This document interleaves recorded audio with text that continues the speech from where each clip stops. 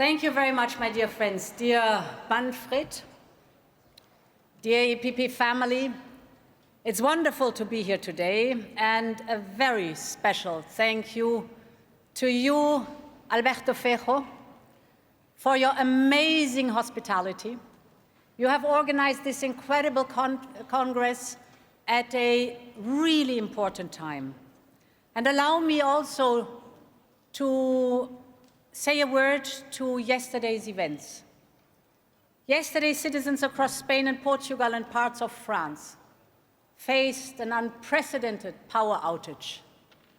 And I would like to commend them for the calm and the civility that they have displayed in the midst of this most challenging blackout. They've shown collective responsibility. They've shown solidarity with the people that suddenly found themselves unable to go home. And let me in particular thank the police, the firefighters, the traffic controllers. In all countries, they've been working under immense pressure to protect the citizens and to maintain the order. Gracias e obrigada a todos.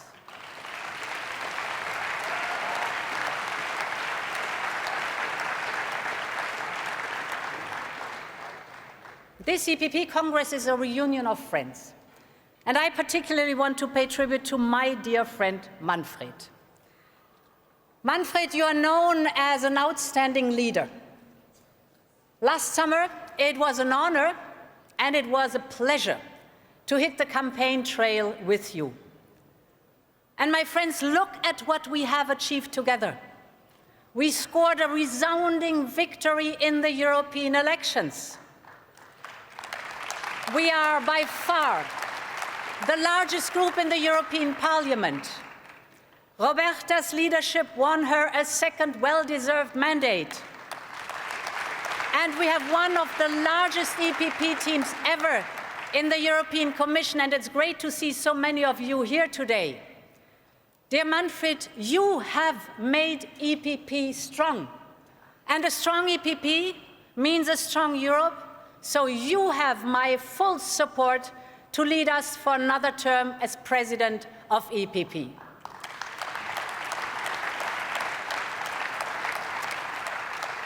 And let me also thank you for choosing Dolores Montserrat as candidate for the Secretary General.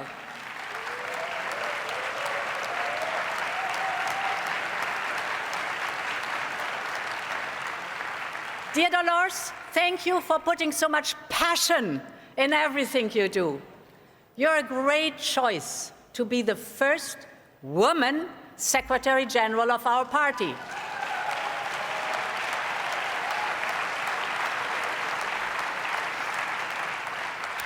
And I think Roberta will agree with me when I say other parties speak of gender balance. We, EPP, we deliver on it. And dear friends, just over a year ago, I stood in front of you in Bucharest to ask for your support. And I remember sharing with you the lesson of my father, that Europe is more than a market. Europe is more than a set of institutions. Europe is more than a union. Europe is our home, and our first mission is to protect the place we call home. It is about prosperity. It is about security. It is about democracy. And this is what we as EPP have promised to the people of Europe.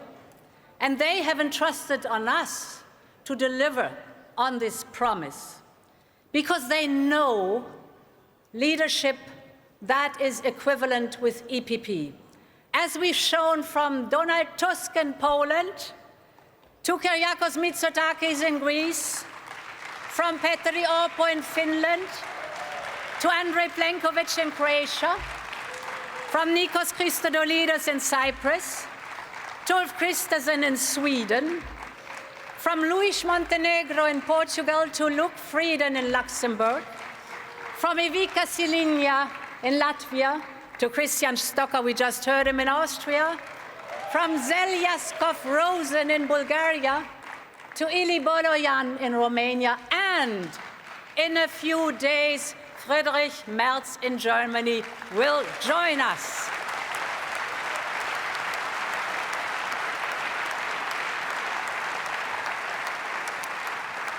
And my friends, all of you here, from ministers to mayors, from European Parliament to local government, you know the simple truth.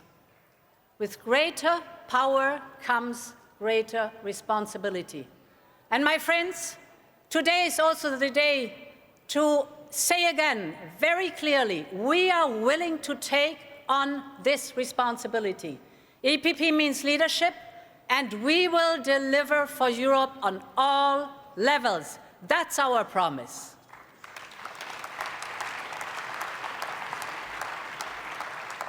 And my friends, our victory last year belongs to all of you. But we also know that election day is never a finish line. It's the moment to hit the ground running. And this is what we've done from day one on. In our difficult times, nothing can be taken for granted. For decades, free trade has been a driver of global prosperity. It has lifted billions out of poverty and sustained the livelihood of millions of European families. Now, global markets are shaken by the unpredictable tariff policy of the US administration. US tariffs on the rest of the world are at their highest in a century. The IMF issued a stark warning last week, and that is no surprise, because tariffs are like taxes. They hurt consumers and business alike. They affect Wall Street as well as Main Street. Millions of citizens will face higher grocery bills. Medicines will cost more. Transportation will cost more. Inflation will go up. And this is hurting, in particular, the most vulnerable citizens. Business, small and big, suffer from day one. Greater uncertainty, disruption of supply chains, burdensome bureaucracy. My friends, we cannot and we will not allow this to happen. We have to double down on our hallmark policies of open markets, of win-win trade and investment partnership, and of free and fair trade. But in every crisis, and Christian Stocker, you said it, in every crisis there's also an opportunity. Not only is our single market the largest in the world because of its openness to the world that is so much greater than that of the United States and China, but we are also world champion in export to GDP. So our companies need the global markets. And in this moment of crisis, it pays off that Europe is reliable and predictable. We have already the largest network of free trade agreements with 76 countries around the world. Now the world of trade is turning towards us. And Friedrich, you mentioned it. Since last year, we've concluded a new wave of trade deals from Mercosur to Mexico to Switzerland. We're working with India and Indonesia, with the Emirates and Thailand, the Philippines and Malaysia and the Pacific. They all want to deal with us because we are fair, we are reliable, and we play by the rules. So, my friends, let's stay the course, cool-headed and united, because that's who we are, and that's the European way of trade. Let's stick to that. But the key to our prosperity is to put our own house in order and to make business easy right here in Europe. Our single market is a safe harbor for European businesses, a place where they can grow strong, before they set sails on global markets. But we've discussed here today too, the vitality of the single market is held back by too many national barriers, too much fragmentation, too much bureaucracy. And that's why we introduce the now famous omnibuses to simplify and to speed up. I mean, we have so many opportunities, we have to grasp them now. And take just a digital startup in Europe, a digital startup that wants to scale up in the European single market. Instead of having one single rule to deal with across the European Union, this digital startup is facing across all member states over 270 national regulators active in digital networks. This is unbearable. That fragmentation is the key factor why we are falling behind. If we remove all obstacles inside our union, we could boost our own GDP as much as 10%. So, my friend, it's time to break the chains.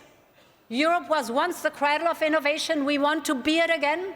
Let's free up European innovation, and let's boost again the entrepreneur spirit of Europe. That is the EPP task we have ahead of us now, and we will deliver, my friends.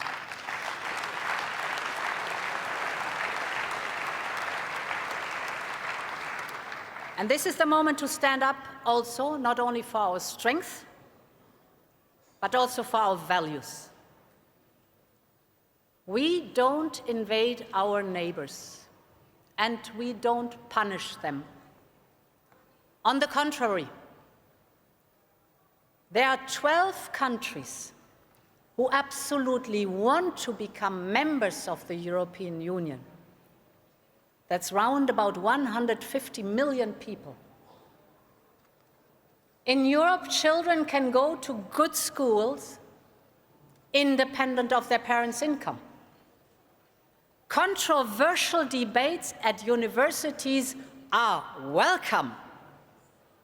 We consider freedom of science and research as fundamental, not only because it is a core value of us, but also because this is how excellence and innovation thrives.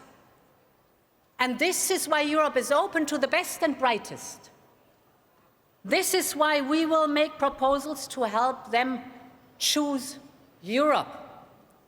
Because we want scientists and researchers from all over the world to make Europe their home and to make Europe the home of innovation again. That's the moment to act right now, my friends. It's a very special moment to attract the best and the brightest. But now is the moment to act. Choose Europe.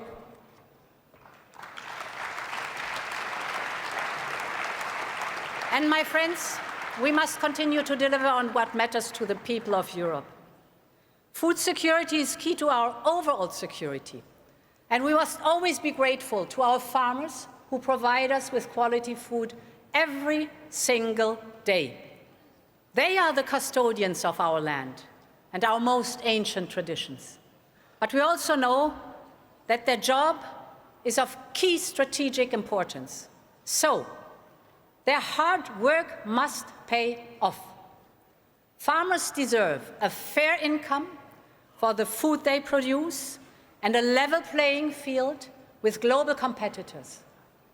Last year in Bucharest, we discussed to provide them with better incentives, better rewards for protecting nature, and much less administrative burden. And now, my friends, we have to deliver this, we have to get it done. And from the beginning, I have emphasized that migration is a common European challenge that needs a common European answer. We're following a twofold strategy. First, we have to take control of the numbers of illegal arrivals. It is important that migration does not happen at a faster pace than our communities can keep up with. And to be very clear, We will fulfill our international obligations. We've done it in the past, we do it today, we'll do it tomorrow. But it is us, the Europeans, who decide who is coming to Europe and under what circumstances, and not the smugglers and traffickers. Since the start of this year, illegal border crossings have gone down by 30%.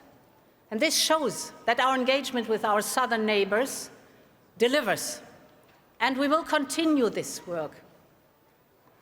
And second, we have to implement the Migration Pact and Asylum Pact. We have a new body of law that helps us to put our house in order. Let's focus on doing this. And we need better results on return.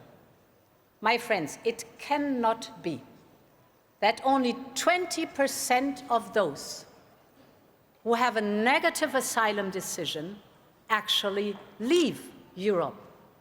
This is why we cannot go on like this. It's way too low, the figure, and we cannot explain it to our citizens. We must do better.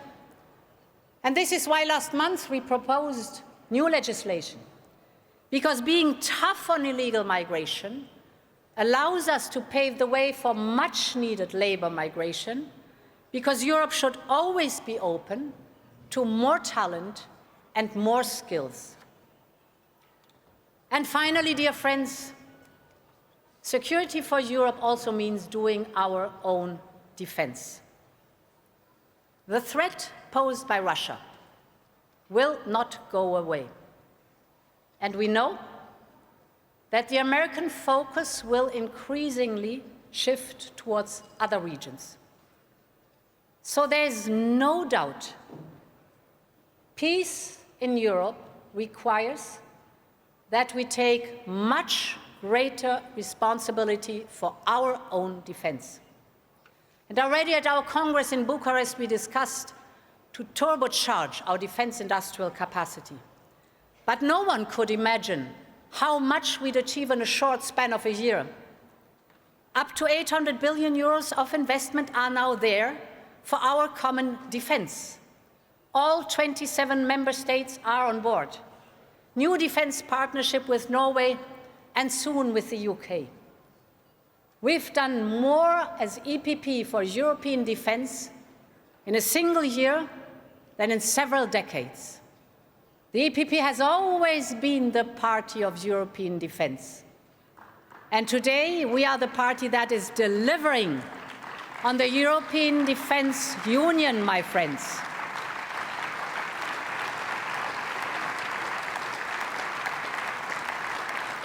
This was the dream of de Gasperi and Schuman and Adenauer.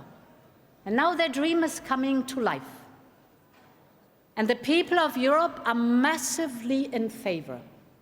But we also see that the far left and the far right have always opposed this idea. And now again from the fringes, some are trying to boycott this European awakening. They say Russia is not a threat, and Europe is not the answer. So let me be very clear.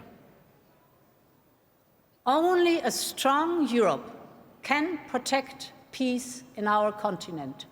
And the far right and the far left are not pro-peace. They are just pro-Putin.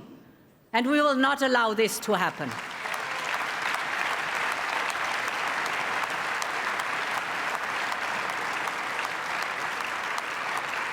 We all have seen how Putin negotiates. We all have seen how Putin negotiates. Just 2 weeks ago, on Palm Sunday, Putin launched ballistic missiles on people going to church. He has proven time and again that he cannot be trusted, and he can only be deterred. For just and lasting peace, we must continue to stand with Ukraine, with more military and financial support, with more pressure on Russia, and yes, with a clear pathway for Ukraine to join our European Union. And our message Our message to Ukraine is very clear. Your freedom is our freedom. Your security is our security. And your future is in our European Union. And my dear friends, we in EPP stand for a democratic Europe, where the people decide and where they are masters of their own future. This has been our guiding light ever since the EPP was born back in 1976. 50 years ago, come next year.